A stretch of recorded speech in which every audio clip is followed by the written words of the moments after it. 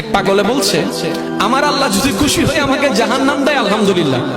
এবার শিক্ষিত সমাজ যারা আমাদের মতো কিছু আছে না, বেশি পণ্ডিত, এবার যাই বলতেছে সবাই চাই জান্নাতে যাইতে, এই পাগলে চাই জাহান্নামে যাইতে। কত বড় গাধা! পাগলে মুচকি হেসে বলে যায়, হ্যাঁ ঠিকই বলছেন, আপনাদের মতো সুস্থ আমি হতে চাই না, এই পাগলেই থাকতে চাই। এবার তাদের একটু টনক লড়লো, কয় কেন?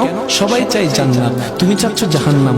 বলে যে ভাইয়ারা, আপনারা মনে হয় আমার কথাটা খেয়াল করেন নাই। আমি বলেছি আমার রব যদি খুশি হয়ে,